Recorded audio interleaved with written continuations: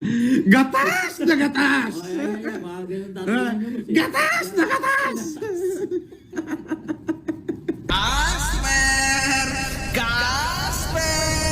Fuck you. Ano, makagago? Galingan mo pa! Galingan mo pa, putang ina mo! Hello.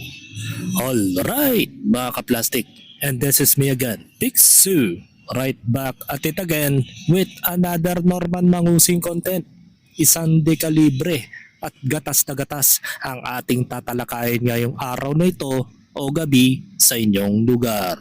At ang tatalakayin po natin ay tungkol kay Norman Mangusing na isang trilyonaryo daw di o mano pero umuutang siya sa ibang tao, mga ka-plastic. Happy New Year sa iyo, Norman Gusgusin, at happy birthday nga pala. Pero bago ang lahat, meron pong alay ang mga netizens o yung mga fans mo sa social media. At ito po ang kanilang ginawa. Happy birthday pala. Ito yung kanilang alay sa iyo, mga ka-plastic. Baka mapaayaw, ayaw. Ayaw. Si Jesse hindi kumakain masyado. Gusto namin siya. Grabe, ang ganda ng kanyang birthday Unti.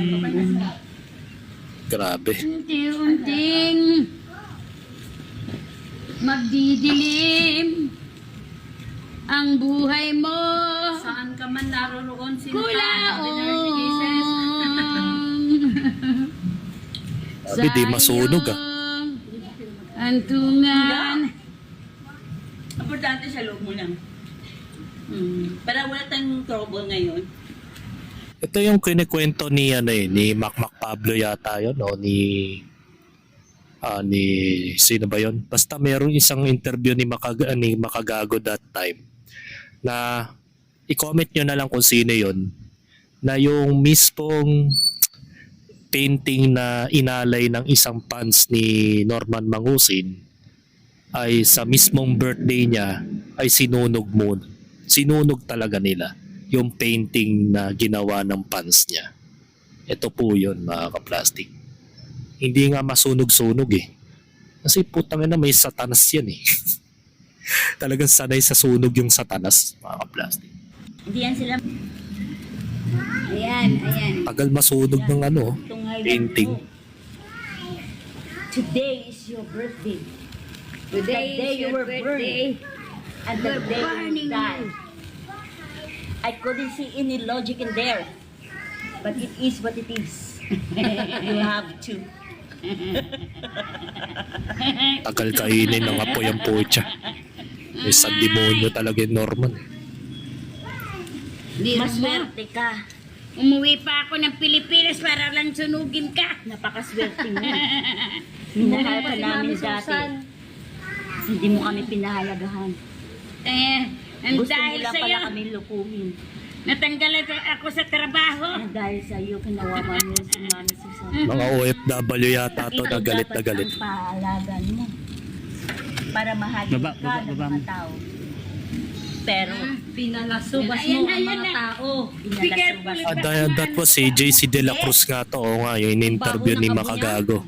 O yan, siya yung Paint. Yung paint na naka Wow, Ang baho ng abo niya. Diyos ko. After this, we have a surprise for you. Aha. Pabaliktad. Tama na ang pagluloko. Tama na ang Sa ilalim mo yung apoy. Lagay mo sa ilalim mo yung apoy. Huwag natin ipailalim siya. Baka Tama bumalik na siya ng ang buhay niya. panggagago. Tama na ang promissory. May gana ka na ang pang-i-scam. May gana ka pa tumakbo na senador, ha? Walang hiya ka rin naman, Tama na ang mga kurap sa gobyerno. Huwag mo Dadagdag pa siya, no? Mga buwaya sa gobyerno. Huwag mo nang dagdagan. Tsaka ba, Mami? Tama ng pagbabastos mo sa mga babae. Yes! Napakabastos mo. Walang galang, walang Wala kang modo. galang, wala kang modo. Isa kang salot sa Pero mo, pinakikita pa nila kung paano nila bayaran ng mga babaeng ginamit nila. Tapos paglalaruan. Pero kung Wala na. makahingi ng pera. Wala na. Yes! Tunaw na siya! Yes! Tunay na siya! Yan! Para bumango ka. Para Ayan. bumango ka. Kitang-kita, Napakabaho. mga kaibigan. Kitang-kita ang kanyang. Napakabaho ng pagkatao. Ako, may nakalusot na isang Correct me kung mali po ako if I am wrong na si JC De La Cruz yung na-interview ni Makagago that time na nagsabi na ito nga po yung footage na ito na sinunog nila yung painting ng pants ni Norman, mga kaplastic. At yun, matungo naman tayo sa last December 30, mga kaplastic, isang trinyularyo na nag-grab. Norman Mangusin at Casper ay malimit na nagkakape sa Heritage Hotel Manila habang nananatiling maingat dahil sa pangambang maabutan ng NBI o PNP sa inaupahang tirahan sa Inner Circle BF Homes. Ayon kay Friendly Ghost, may naipong pondo si Mangusin mula sa mga panahong aktibo pa siya sa kasino na siyang kasalukuyang ginagamit. So ito yung larawan. Kaya pala naparati siyang labas ng labas sa lugar para nga naman hindi maakto ang maaresto, mga kaplastic. Nasa Heritage Hotel siya at kumuha, nagpabook sa Grab, mga kaplastic. Yan, sa mismong birthday niya. Ayan, tuwan-tuwa yung isa. Hindi ko alam kung fans ni yung mga driver ng isang sasakyan ng Grab. Mga kaplastic.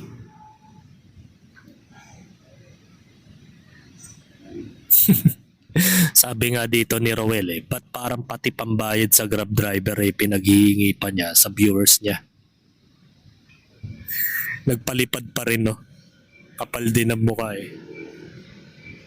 Ayan. Yan. So matungo ngayon tayo sa isang trilyonaryong umuutang sa ibang tao. Napakalupit naman. Trilyonaryo umuutang. So panoorin natin to. Ate.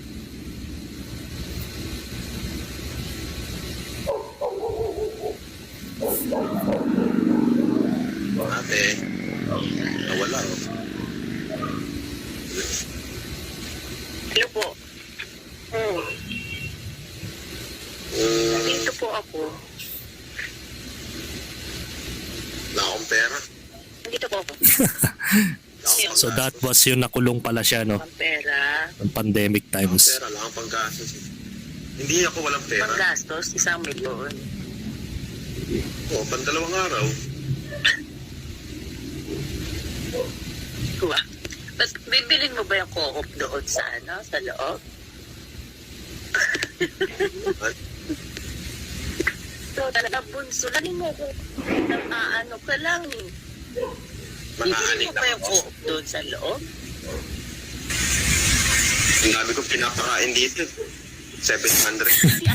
You know my words, hindi ako Ibig sabihin, 700 na katao yung dumodonut sa'yo dyan.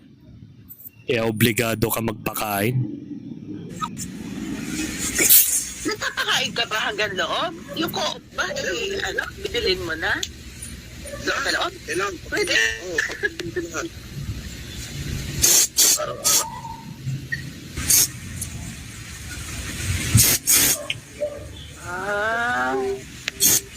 Mainang ko kesa dun sa mga binahal mo. Naka-open naman lahat ng ko. Okay pa naman ako. Alam mo na. Nanguurap na. Kamusta ka naman dyan? Dito nagkakape ko sa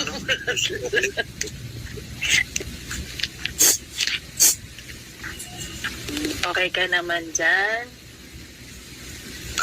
Huwag niyo na akong Kung tanongin. ba nagkakasakit? Huwag niyo nang tanongin kung okay ako. Okay lang naman. Alam ko hindi ka okay. Basta mag-ingat ka, ha? Basta mag-ingat ka. Basta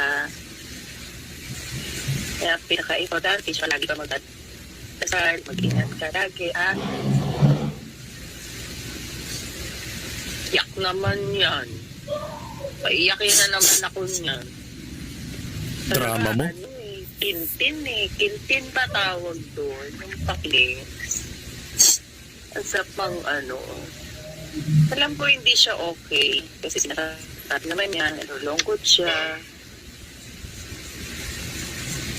Yung mga totoong nagmamahal sa kanya, salamat po. Sobrang pasasalamat sa inyo.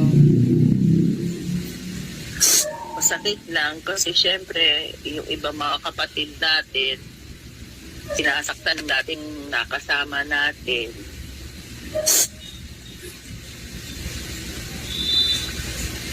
Kaya masakit, diba? Tapos nahihirap yung tumutong pa.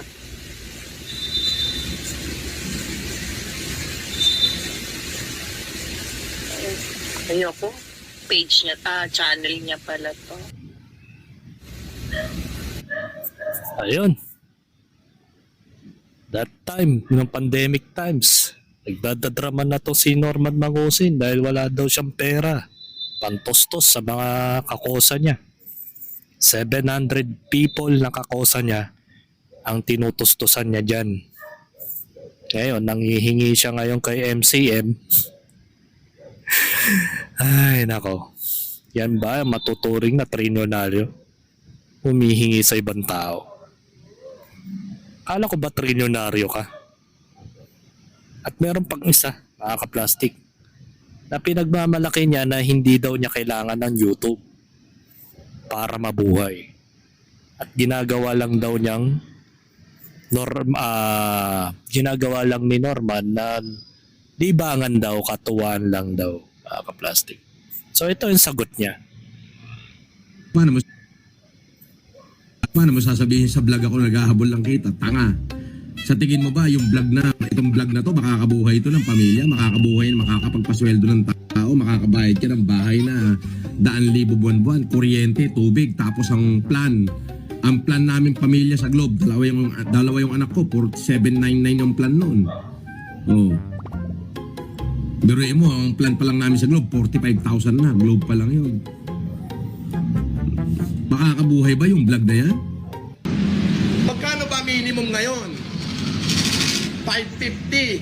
Sabihin na natin 1,000 isang araw. Abay, 30 minutes ko lang dito na nangaasar ng basher eh. Mahigit na 5,000 yung kinikita ko. O, di bakit pa ako magtatrabaho? O, di dito na ako. O, gaganyan-ganyan lang ako. Paano mo sa... O, diba? Kita mo na.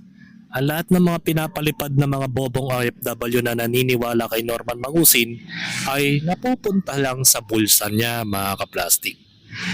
So wala siyang intensyon na tumulong kahit kanino o sa mga kapuspalad na sinasabi niya na nagbibigay siya ng bigas sa ibang tao o sa mga nangangailangan na ine-expect ng mga OFW na tanga. O yan, narinig nyo na mga OFW na binabash nyo si Bungo TV, si Makapudi, si Makagago, binabash nyo rin.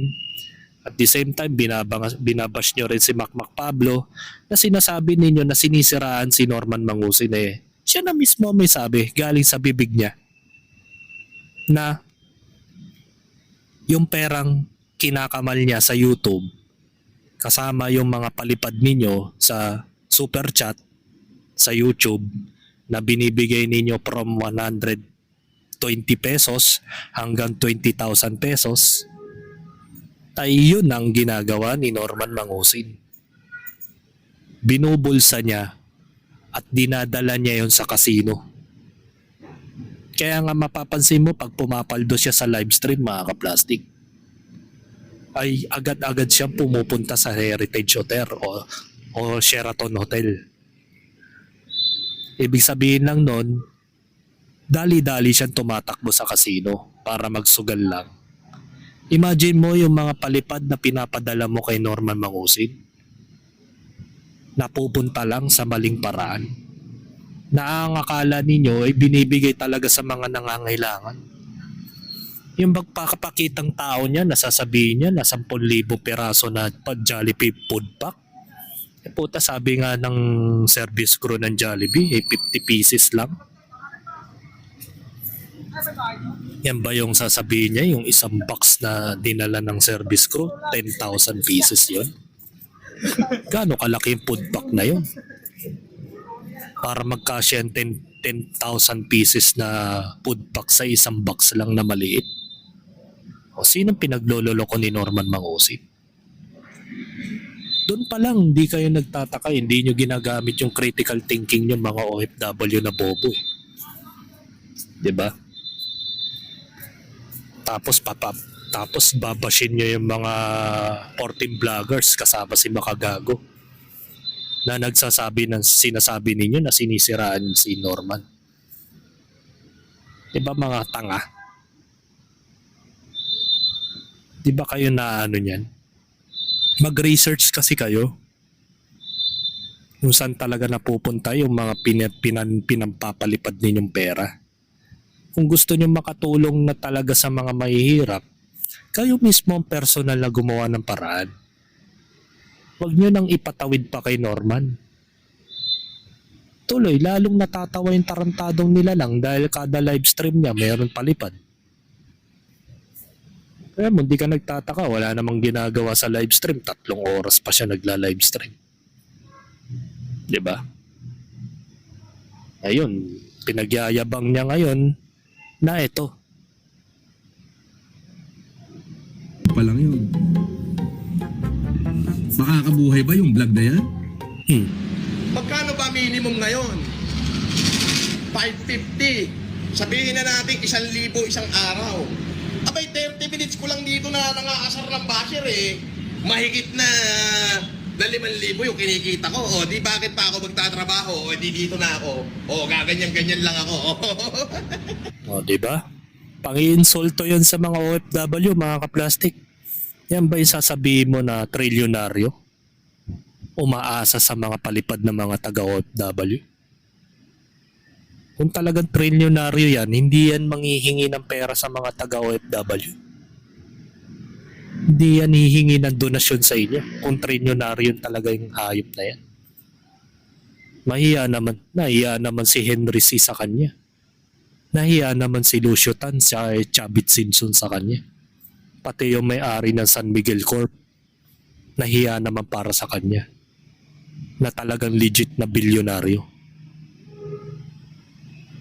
Tapos siya trilyonaryo, humihingi ng barya sa mga OFW. Na pinagmamalaki niya 5,000, magpapabash lang siya sa isang araw. O di ba? Di ba kayo na-alarma niyan mga OFW? Harap-harapan kayong tinatarantado, tapos nagpapalipad pa kayo. Di ba?